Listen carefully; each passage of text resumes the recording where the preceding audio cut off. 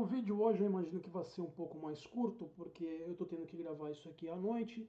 Eu estou tentando terminar de gravar e preparar tudo antes da temperatura cair demais aqui, porque esses dias a gente está tendo uma temperatura baixa à noite, né? E eu não quero abusar da minha voz para ficar sem voz depois. Ainda mais que durante o dia fez um pouco de calor e essa mudança térmica é o que pega a gente no final. Mas vamos lá. Em primeiro lugar, sobre a questão da Venezuela. A gente, de acordo com a última notícia que eu vi, já estamos vendo perto de 1.500 pessoas mortas. Infelizmente, isso deve aumentar à medida que os desaparecidos vão sendo convertidos em vítimas fatais. Foi algo simplesmente devastador. Eu deixo meus pêsames para qualquer pessoa que tenha perdido um conhecido, um parente. O meu coração está com vocês. Por mais que às vezes esse mundo pareça grande demais, ao mesmo tempo ele também é muito pequeno, né? Eu pude notar isso há vários anos atrás, uns 20 e tantos anos atrás, quando teve um tsunami na Ásia e eu trabalhava numa ONG e nessa ONG nós tivemos pessoas que frequentavam ali, pacientes, numa ONG que fornecia serviços ligados à saúde e educação. E nós tivemos usuários do serviço que haviam perdido parentes no tsunami na Ásia. Né? A gente nunca sabe até onde vai a, as conexões das outras pessoas que convivem com a gente, né?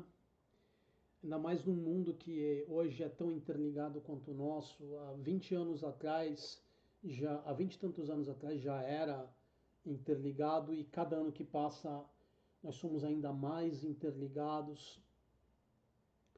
Então, qualquer pessoa que tenha sofrido uma perda, seja ela direta ou indireta, por causa desse desastre natural, meus pêsames, meu coração está com vocês, tá? Eu não vou me estender muito nisso porque eu não quero tirar qualquer tipo de vantagem disso. O meu pesar é sincero, mas eu queria falar de uma outra coisa relacionada, que tem algumas pessoas na internet que estavam usando essa tragédia para tentar alegar que previsões de futuro, dizendo que ia ter um desastre no Brasil, que não sei o que tinham feito uma outra previsão, que na verdade a previsão originalmente era sobre um ataque a um país da América Latina pelos Estados Unidos, mas que não era bem assim, que também incluía um desastre natural, porque esse pessoal que vive vomitando essas besteiras, né? Apelando para ignorância e credulidade dos outros, esse pessoal não tem vergonha. É mau caratismo. É simples assim. Né? Você explorar, seja o sofrimento de outro, seja a ignorância de outro, seja a credulidade de outro, é resultado de mau caratismo.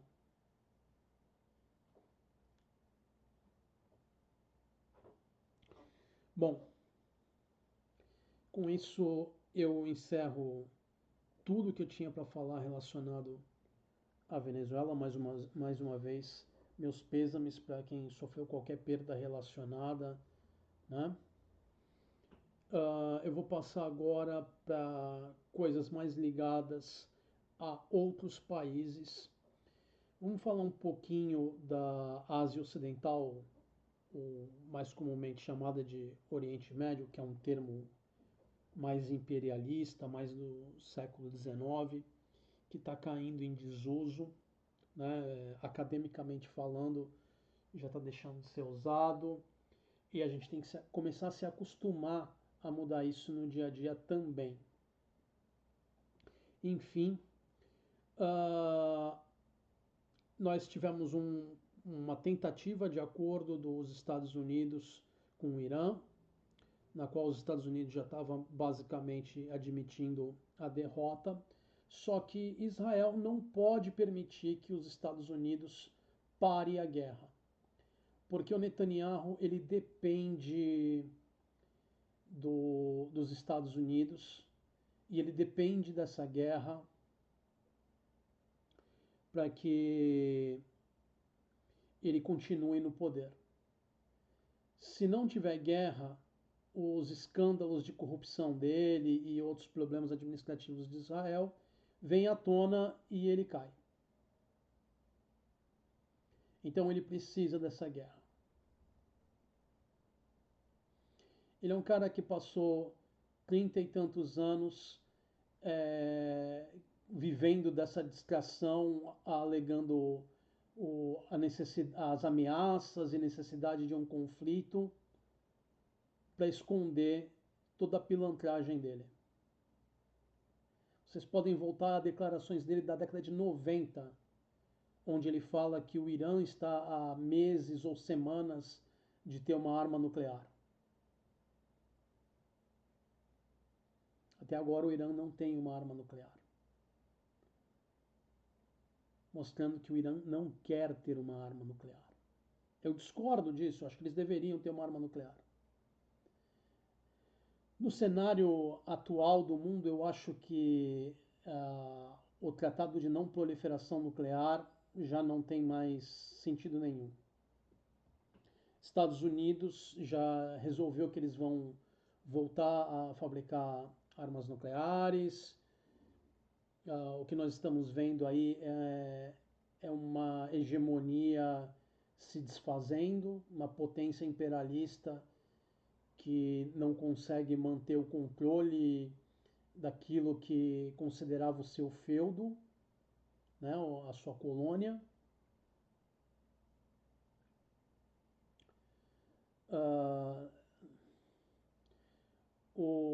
Os presidentes dos Estados Unidos eles tendem a se ver como imperadores que reinam sobre o mundo. Né? O Trump não é diferente dos outros nisso. O Trump só é mais visível. Ele não tem a mesma sutileza de outros. Não tem um presidente americano que não tenha se envolvido em algum tipo de conflito armado nas últimas décadas.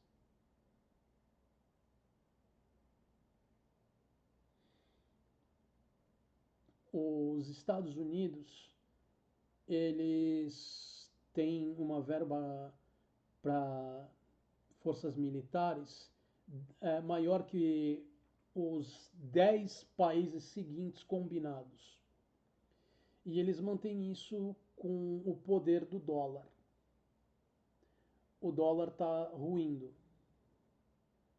O poder de sancionar, o poder de controlar as transações está ruindo.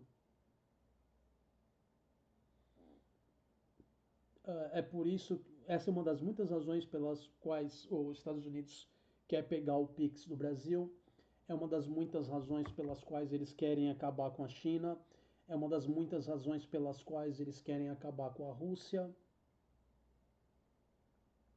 porque eles estão fazendo de tudo para tentar manter a hegemonia deles. Esse é um processo que a gente já viu acontecer com diversos outros impérios.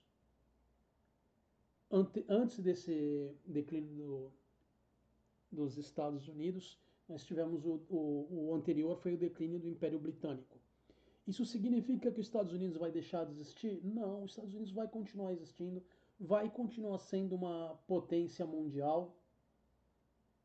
Eles não vão desaparecer do mapa, não é como se ficasse uma cratera no lugar onde tinha os Estados Unidos e mais nada, mas eles vão deixar de ser um poder hegemônico e eles não querem.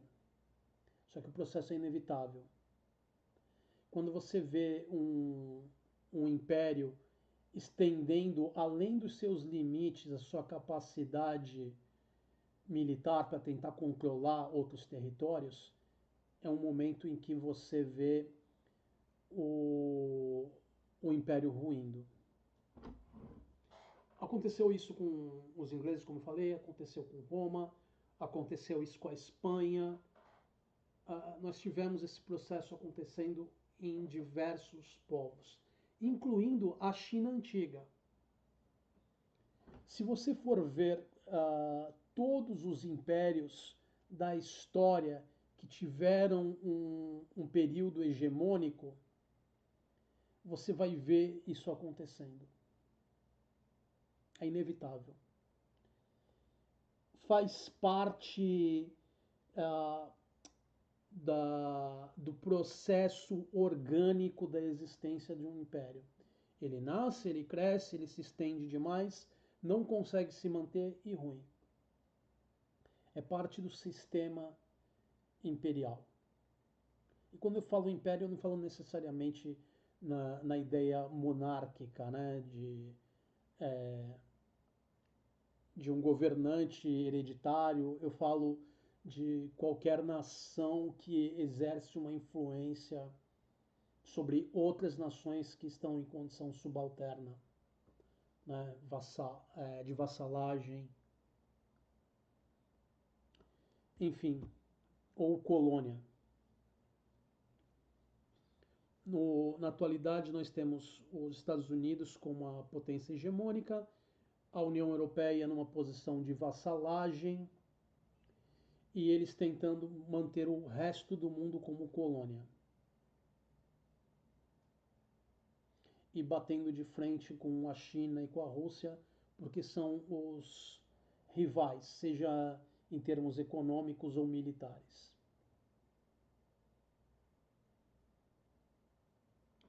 Bom, vamos lá. Com relação aqui ao Brasil, o Marco Rubio fez algumas declarações aí, mais uma vez apontando que ele é um latino frustrado, né? Quando eu falo latino, eu falo alguém de descendência latina, assim, da América Latina, porque ele é descendente de cubanos que fugiram de Cuba ah, quando houve o levante comunista, né? Antes do levante comunista, se vocês olharem a história de Cuba, você tinha uma história de crime organizado, de colonização por parte dos Estados Unidos. E esse pessoal, quando viu que eles estavam para perder o controle, eles fugiram para os Estados Unidos. Então você tem muito ressentido, historicamente, que é contra o regime comunista porque perdeu o bem bom. Não estou dizendo que o regime comunista de Cuba era perfeito, nem nada assim, mas o regime se manteve de uma forma ou outra e cabe ao povo cubano decidir como se governa. Né? Bom, mas o Marco Rubio ele é muito sentido, porque provavelmente quando ele frequentou escola nos Estados Unidos, as outras crianças ricas lá falavam para ele: você não é branco, você é um latino sujo. ele internalizou esse ódio. Ele quer ser americano, ele não quer ser um latino. Quem não está familiarizado com essa questão nos Estados Unidos, não basta você ter a pele branca nos Estados Unidos. Se você tiver a pele branca, mas o teu sobrenome for um sobrenome que indique que você pode ser da América Latina, você é latino. Você não é branco. Entendeu? E se você é latino, você é inferior. Não estou dizendo que são todos os americanos que pensam assim. Eu tenho vários amigos americanos, mas essa é a ótica geral. Você não é um deles, você é um estrangeiro, entendeu? É,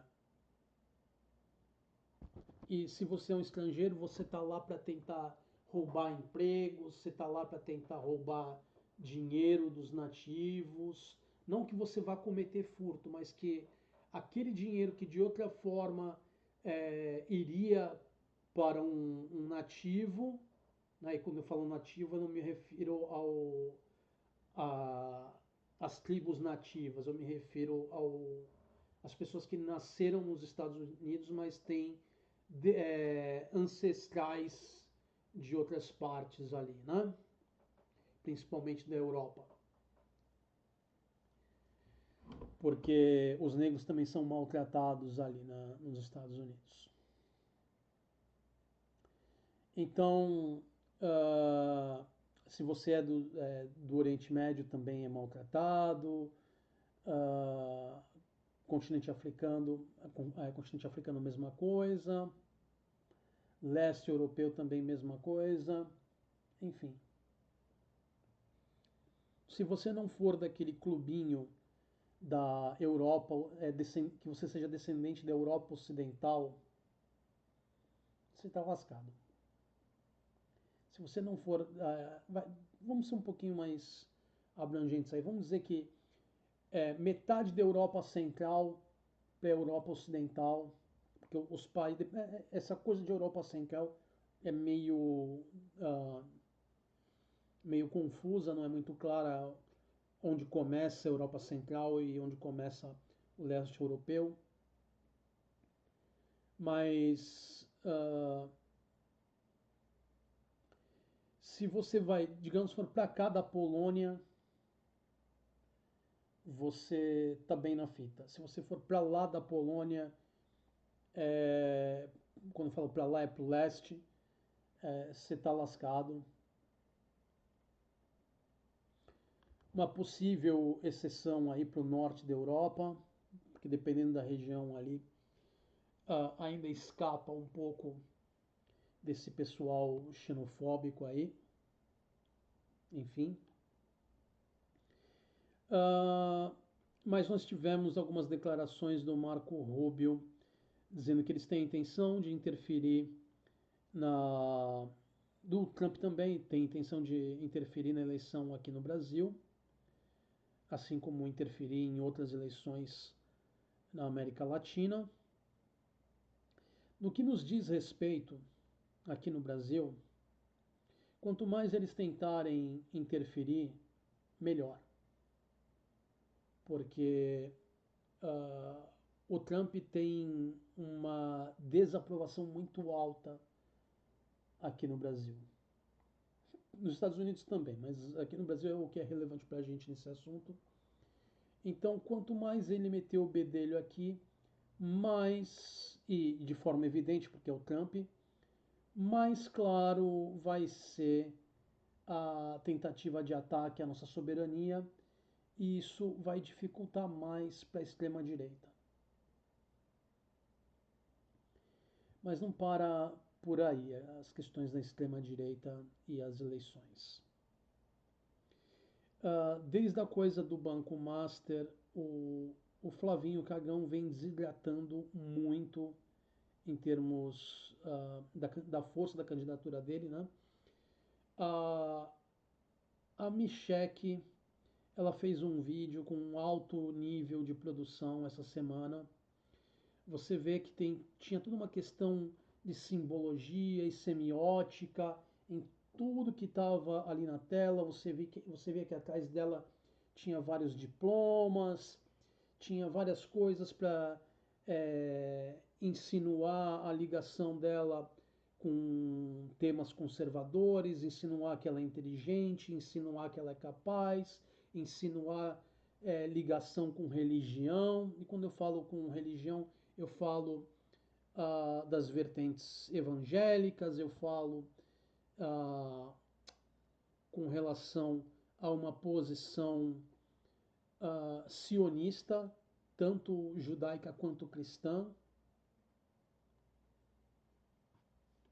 Então você vê que tinha um alto teor de produção, que aquela fala dela foi estruturada e gravada e regravada para atingir um objetivo que era desestabilizar ainda mais a candidatura do Flávio. Porque não é segredo para ninguém. A Michelle tem planos de poder pessoal. E ela não é a única. O Valdemar investiu muito dinheiro na Michelle. Com a coisa do PL Mulher, com outras coisas que, se você vê as fotos de membros da família Bolsonaro e compara com o Valdemar, tem uma coisa que fica muito na cara, né?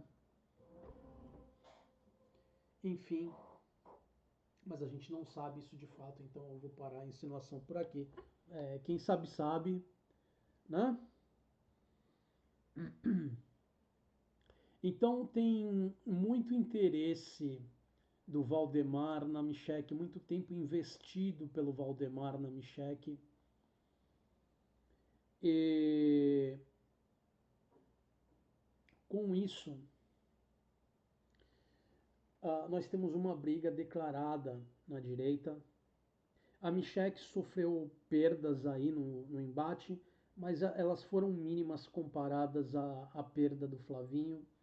E a Michelle ela tem tempo para ela se reestruturar se ela não conseguir sair agora. Ela pode se candidatar mais à frente. Provavelmente, se ela entrar como candidata para o Senado agora, ela ganha. Para presidente é meio duvidoso, mas para Senado ela efetivamente tem uma vitória garantida com os votos bolsonaristas. Ela foi vista com muita aprovação pelos bolsonaristas naquele vídeo. O Flavinho, que tentou rebater, teve uma performance desastrosa. Então a gente vê ele desidratando bastante. E quando nós temos dois políticos da direita, e eu estou dizendo que a Michelle é política, quando nós temos dois deles da extrema-direita brigando, a gente tem que torcer pela briga. O objetivo é tentar limpar ao máximo o Brasil dessa escória. Nós tivemos ainda mais coisas relacionadas aí ao Pix, né? Eles não cansam de demonstrar o quão capachos eles são, de que eles estão dispostos a entregar tudo. Nós tivemos declarações da extrema-direita dizendo que o governo de transição do Flávio Bolsonaro deveria ter membros do governo americano, o que é o cúmulo da vassalagem, porque não apenas você está querendo entregar os nossos recursos para eles, mas você está colocando eles no nosso governo aqui. Você está colocando o governo americano como uma autoridade no Brasil. Vocês podem perceber a gravidade disso? Pois é. Além disso, nós tivemos a questão de com quem vai ficar a investigação do, do filme do Bolsonaro. Até agora, o Mendonça ele não tinha investigado o Flávio. Eu não consegui confirmar se ele começou a investigar ou não. Então eu não estou certo quanto a isso. Sobre a posição do Mendonça, é muito possível que ele, por ser evangélico, esteja mais ligado ao lado da Micheque, do movimento da extrema-direita, do que ao lado do Flávio. Então, isso faria com que ele pudesse ir para cima do Flávio agora, sem causar nenhum espanto.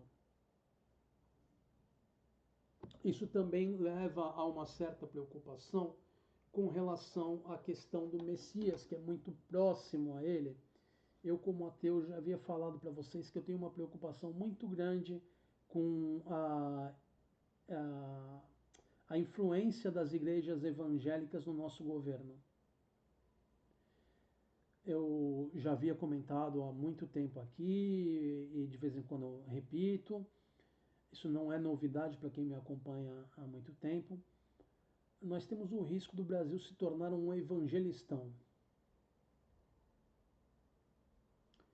A laicidade aqui no Brasil, ela sempre foi superficial, com o cristianismo tendo muita influência na nossa política e na nossa cultura, o que é ruim para a separação de Estado e religião. Para quem não está familiarizado com esse tipo de discussão, isso não é uma pauta só dos ateus, é uma pauta que deveria importar a todos, porque se o governo se mete com a religião, cedo ou tarde, a sua religião, que está me ouvindo aí, pode ser declarada contra os interesses da religião que tem maior influência no governo. Ah, mas eu sou cristão e a maioria é cristã. A sua vertente do cristianismo que está no poder? Pensa bem nisso. Pensa bem na influência que esses pastores evangélicos bilionários têm atualmente no governo. Muitos deles também estão ligados a crime organizado. A coisa é bem séria.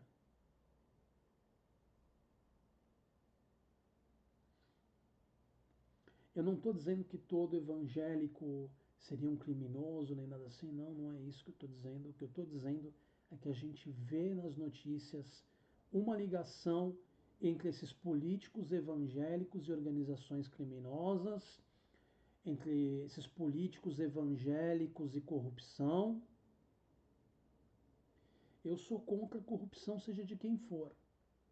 Eu sou contra o crime organizado em qualquer forma que ele tomar. Mas o que a gente está vendo é que eles estão profundamente ligados à extrema-direita. Com relação ao Jacques Wagner, eu já falei outras vezes e eu falo de novo, eu acho que o Lula tinha que ter dado um pé na bunda desse cara há muito tempo atrás. Deu um pé na bunda da liderança, da cadeira da liderança do Senado nele agora, o que foi acertado, mas isso deveria ter acontecido há muito tempo atrás. Se alguém tem alguma dúvida do meu posicionamento, eu não sou a favor do Lula ou a favor do PT ou qualquer coisa assim. Eu sou a favor da democracia, eu sou a favor do Estado laico e eu quero um governo forte que resista às pressões externas, que lute pela nossa soberania e que dê direitos à população. Que tipo de direito? Direito a uma educação de qualidade, saúde de qualidade, direitos trabalhistas, para que as pessoas tenham uma vida digna. Tendo essas coisas garantidas e garantida a civilidade do processo, a gente pode, a gente pode debater à vontade qual é a vertente política que é melhor ou pior para o Brasil. Ah, eu prefiro um liberalismo. Ah, eu prefiro não sei o quê. Ah, eu prefiro o comunismo. Ah, eu prefiro o outro e por aí vai. A gente pode discutir isso o tempo que for. Se a nossa soberania e a nossa democracia estiverem seguras, a gente pode discutir política com todos os detalhes do mundo. Eu, particularmente, sou progressista, mas, primeiramente, eu sou democrata e eu tenho orgulho do Brasil. Tenho orgulho de ser brasileiro. E agora eu vou falar uma coisinha rápida, um pouquinho, só para a gente seguir e já encerrar o vídeo. Terminar numa coisa que está indo diferente do que. Eu espero que vá diferente da minha previsão, não que seja uma área que eu seja conhecido por previsões acuradas, né? Mas essa era a minha impressão e eu posso estar enganado. Se eu estiver enganado, eu fico feliz de estar enganado. Mas o Brasil teve um desempenho bom até agora na Copa, depois do primeiro jogo, que foi 1-1, foi uh, lastimável, né? Não que o outro time tenha sido ruim, mas é que o Brasil a gente tem que esperar sempre mais do Brasil, né? Nós somos o único país do mundo que tem 5 títulos.